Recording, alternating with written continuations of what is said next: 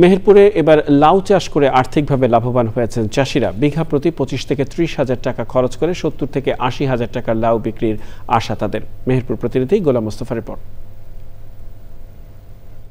মেহেরপুরে নানা ধরনের সবজির সাথে চাষ হচ্ছে লাউ।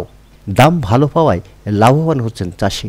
চাষিরা জানায়, লাউ চাষে প্রথমবার বিঘা প্রতি 25 থেকে 30 হাজার টাকা খরচ হলেও একই সরঞ্জাম দিয়ে পরবর্তীতে আরও 2বার চাষটি করা যায়। ফলে পরবর্তী 2 মৌসুমে প্রতি বিঘা জমিতে 8 থেকে 10 হাজার টাকা খরচ করে লাউ উৎপাদন করা সম্ভব। বন্যার কারণে সব ডুবে গেছে, আমাদের মেহেরপুর জেলাটা উঁচা, এই কারণে আমরা বিভিন্ন সবজি আর আবাদ করতে পেরেছি। তো যাই হোক, আমরা এতে লাভবান হতে পেরেছি। দাম ভালো পাওয়ার কারণে আমাদের হয়তো 70-80 হাজার টাকা করে বিঘা প্রতি লাউয়ের দাম আমরা পাইছি। লাউ বাজারজাত করার শুরুতে প্রতি পিস লাউ 45 থেকে 50 টাকায় বিক্রি হলেও এখন বিক্রি হচ্ছে 20 থেকে 25 টাকায়।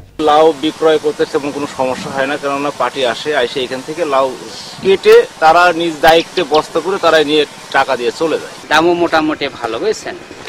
একদিক থেকে চাষের সমস্যা, সে হলো সার আর বিষটা যদি একটু দাম কমায় তাহলে চাষে উন্নয়ন দিকে আগাতে পারবে। কৃষি বিভাগ জানায়, মেহেরপুরে উঁচু জমি হওয়ায় সব ধরনের সবজি চাষে সফল হচ্ছেন চাষিরা। কৃষকরা লাউ চাষ করে লাভবান হচ্ছে এবং মেহেরপুরের লাউ বাংলাদেশের বিভিন্ন অঞ্চলে রপ্তানি হচ্ছে।